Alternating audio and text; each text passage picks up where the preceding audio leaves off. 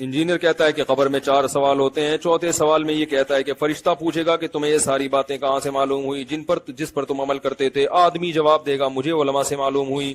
فرشتہ پھر مارے گا اور بولے گا تم نے قرآن پڑھ کر خود تحقیق کیوں نہیں کی. چوتھا سوال علماء عوام کو نہیں بتاتے. یہ پاگل ہو گیا, باولا ہونے کی علامت ہے اس کی. لعنت اللہ علی الکاذبین. جو بھی جھوٹ بول رہا ہے, اگر میں جھوٹ بول رہا ہوں میں لعنت کا مستحق ہوں, اگر یہ بول رہے ہیں تو یہ لعنت کے مستحق ہے. اللہ سے خوف کھائیں اور دیکھا کریں کہ یہ بات میں نے کہی ہے. اگر آپ کو ٹائم ملے تھوڑا سا علم بھی حاصل کریں. علی بھائی اگلا سوال ہے, کراچی کے ایک مفتی نے ایک لکھی ہوئی پرچی پڑھی جس پر آپ پر یہ الزام لگایا کہ آپ کا موقف ہے کہ اگر کوئی قبر کے سوالات کے صحیح جوابات بھی دے دے تو بھی فرشتے اس مسلمان کو پیٹتے ہیں. استغفر اللہ. کیا دیکھ لو, خود علم کیوں نہیں حاصل کیا؟ کیا تو نے خود علم کیوں نہیں حاصل کیا؟ حالانکہ آپ نے یہ بات صحیح بخاری سے جوابات نہ دینے والے کے بارے میں بیان فرمائی تھی. یہ علماء اللہ سے ڈرتے نہیں ہیں؟ کیا سستی شہرت کے لیے جھوٹ تک بول جاتے ہیں؟ جھوٹ تو بہت چھوٹی چیز ہے, یہ تو بہتان بھی لگا دیتے ہیں کسی کے اوپر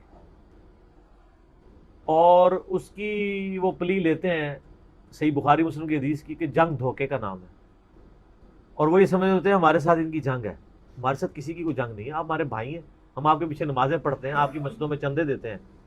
ٹھیک ہے, آپ لوگوں کو تو توفیق نہیں ہوگی کہ ایک فرقے کا دوسرے کے فرقے میں چندہ دے جائے. ٹھیک ہے, تو یہ سب کچھ جو ہے نا وہ اپنے فرقے کی بچاؤ مہم. اور یہ دیکھ لیں یہ کلپ جو اس نے چڑھایا اس میں اس نے ایک لفظ استعمال کیا ہے میرے بارے میں, وہ میں نے کلپ دیکھا کہ باولا ہوا ہے. تو باولا کہتے ہیں پاگل کو. عموماً ہم تو کتے کے لیے یہ ٹرم استعمال کرتے ہیں, کراچی میں ہو سکتا ہے ویسے بھی پاگل کے لیے استعمال ہوتی ہو, اور ظاہر ہے یہ ٹرم استعمال کرنا کوئی مسئلہ نہیں ہے کیونکہ ان کے بزرگ بھی یہی ٹرم استعمال کرتے تھے. انہوں نے اعلیٰ حضرت کو کہا ہے المفند, المحند علی المفند, ہند کی تلوار ایک سٹھیائے ہوئے بابے کے اوپر. تو ان کے بزرگوں کا تقیہ کلام ہے کسی کو باولا کہنا. ویسے کہتے ہیں ہماری میٹھی زبان ہے, اعلیٰ حضرت کو انہوں نے المفند کہا ہے. ٹھیک ہے نا, تو اور اس میں جو کچھ لکھا ہے ماشاءاللہ کہ بھی احمد بریلوی ان کی پوری جماعت ایک شیطانی لشکر ہے جو ہم پہ حملہ آور ہو گیا. ٹھیک ہے, تو ان کی زبان ہے تو وہ کہتے رہے. اس کلپ کے لیے اتنا ہی کافی ہے. اس کلپ کے نیچے مفتی صاحب کو جو ان کے اپنے لوگوں نے نیچے جواب دے دیا نا کہ آپ خدا کے لیے پرچیاں پڑھنے سے پہلے نا کلپ بھی دیکھ لیا کریں کہ علی بھائی نے بات کیا کی ہوئی ہے. آپ لوگوں کی ہنسی یہ بتا رہی ہے کہ کوئی پاگل آدمی ہوگا جو یہ بات کرے گا کہ سوالوں کے جو جواب بھی دے دے اس کی بھی پھینٹی لگے گی. مجھے پھینٹی لگوانے کا شوق ہے, میں نے کیوں یہ بات کرنی ہے؟ وہ تو بات ہی بالکل ڈیفرنٹ ہے. وہ میں نے صحیح بخاری سے بڑی مشہور حدیث ہے, میرے ایک یوٹیوب پہ کلپ ہے بہت وائرل ہوا ہے, قبر کے 4 سوال, 3 نہیں 4, 3 تو سوال ہے نا اور چوتھا اس کی جان ہے. وہ صحیح بخاری میں بھی حدیث موجود ہے اور ابو داؤد کے اندر بھی موجود ہے. دونوں کو ملا کے میں وہ آپ کو بیان کرتا ہوں. بخاری شریف میں جو 1374 نمبر حدیث ہے انٹرنیشنل نمبر کے مطابق کتاب الجنائز چیپٹر میں, اس میں آتا ہے کہ جب منافق شخص سوالات کے جوابات نہیں دے پاتا, منافق سے مراد آپ انہیں سے کہ منافقین مدینہ, مراد یہ کہ جو مسلمانوں میں سے بھی ہے, تو وہ سوال کے جوابات میں کہتا ہے لا ادری, مجھے کچھ پتا نہیں. ٹھیک ہے, اور وہ اینڈ پہ یہ کہتا ہے کہ جی میں تو وہی کہتا تھا جو لوگ کہا کرتے تھے. یعنی میں سنا کہ اگر میں قادیانی ہوں, گھر پیدا ہوا تھا تو میں قادیانی تھا, میں نے کبھی کوشش ہی نہیں کی. تو فرشتے اسے کہتے ہیں لا دریتا ولا تلیتا, اس کے 2 ترجمے کیے گئے. تو نے خود سمجھنے کی کوشش اور خود چلنے کی کوشش کیوں نہیں کی حق کے راستے کو فالو کرنے کی. اور ایک ترجمہ یہ بھی بنتا ہے کہ تو نے خود سمجھنے کی اور جو لوگ سمجھ کے راستے پہ چل رہے تھے ان کو فالو کرنے کی کوشش کیوں نہیں کی. دونوں ترجمے بجا کے وقت درست ہے. بل دیوبندیوں نے یہ ترجمہ کیا کہ تو نے خود سمجھنے کی اور حق کو فالو کرنے کی کوشش کیوں نہیں کی, کیونکہ یہ جو تلاوت فالو کرنے کو بھی کہہ رہے ہوتے ہیں نا, تلیتا کا لفظ بھی ہے. تو اس پہ یعنی میں نے اس کے بارے میں کہا تھا جس نے خود سمجھنے کی کوشش نہیں کی, اس کو پھینٹی لگے گی. اس میں آگے الفاظ ہیں کہ پھر اسے فرشتے ایک ہتھوڑا مارتے ہیں اور اس کی چیخ و پکار جن و انس کے علاوہ تمام مخلوقات سنتی ہیں. اگر وہ سن لیں تو وہ بے ہوش ہو جائیں لوگ. اور ابو داؤد میں حدیث ہے کہ اس سے پہلا سوال ہوتا ہے من ربو کا, وہ کہتا ہے ربی اللہ جو مومن ہے. ما دینوں کا, وہ کہتا ہے دین الاسلام. پھر اس سے نبی اسلام کے بارے میں پوچھا جاتا ہے کہ ما کنت تقول فی حق ھذا الرجل, اس مرد کے بارے میں تیرا کیا عقیدہ ہے. الذی بعث فیکم, جس کو تم میں مبعوث کیا گیا تھا تم میں. تو وہ کہتا ہے ہوا محمد رسول اللہ, وہ تو اللہ کے رسول محمد تھے. وہ बरेलवी कहते हैं ना कि नबी अलैहिस्सलाम कब्र में आ जाते हैं, और देवबंदी कहते हैं आपकी शक्ल दिखाई जाती है, दोनों ही गलत कहते हैं। वो कहते हैं फिर मुझे इस मर्द के बारे में, उसमें अल्फाज है अल्लज़ी बुइसा फीकुम, उस मर्द के बारे में पूछ रहे हैं जो तुम में आया था। अगर वो सामने मौजूद होते तो जवाब पता है क्या कहता? वो कहता हाजा मोहम्मद रसूलुल्लाह, वो कहता है हुआ मोहम्मद रसूलुल्लाह। थर्ड पर्सन में बात कर रहा है, वो तो मोहम्मद रसूलुल्लाह थे। यहां होता तो कहते ये हैं हाजा, वो कहते हैं हाजा का सीगा, तो हाजा का जवाब भी तो आगे देखें। वो अरबी उसलूब है, अल्लज़ी बुइसा फीकुम, जिस तरह के सही बुखारी में आता है, जब अब्दुल्ला बिन उमर ने यजीद की बैत कर ली थी तो उन्होंने कहा कि मैंने हाजिर रजुल की बैत की है जो शाम में बैठा, हालांकि वो खुद मदीने में थे, वो शाम को हाजा कह रहे थे 40 दिन की मुसाफत पे।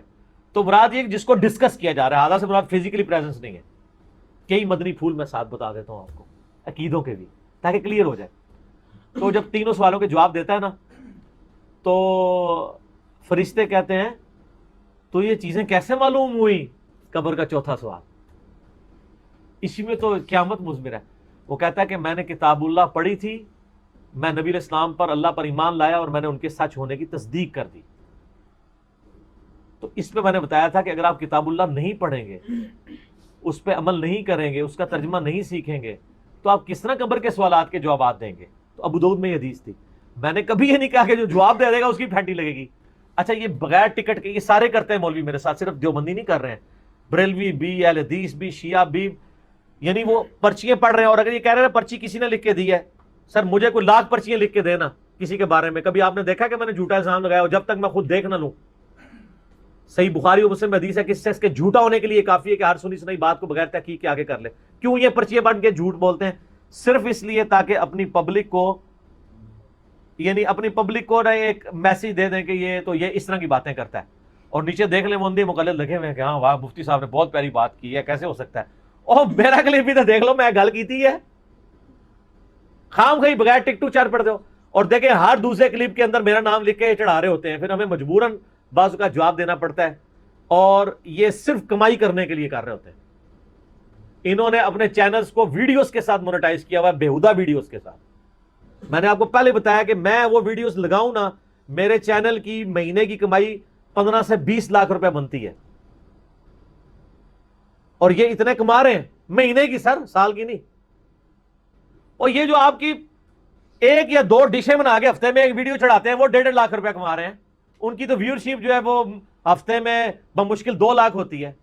हमारी अल्लाह के फजल से रोजाना की 2 लाख से ज्यादा व्यूअरशिप है, 70-80 लाख महीने की बनती है। तो आप जरा इसको कैलकुलेट करें।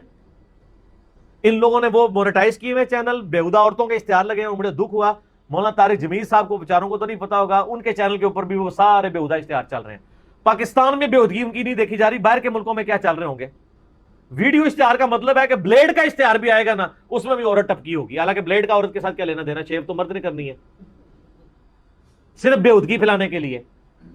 वीडियो इश्तिहार में ये फितना छुपा हुआ है कि उसमें औरत जरूर आएगी, और ये सारे के सारे फितने तो ये इन चक्करों में इस तरह के झूठे इल्जाम लगाते हैं। मैं इनको बस यही कहूंगा, लानतुल्लाहि अलल काज़िबीन, जो भी झूठ बोल रहा है, अगर मैं झूठ बोल रहा हूं मैं लानत का मुस्तहिक हूं, अगर ये बोल रहे हैं तो ये लानत के मुस्तहिक है। अल्लाह से खौफ खाएं और देखा करें कि ये बात मैंने कही है।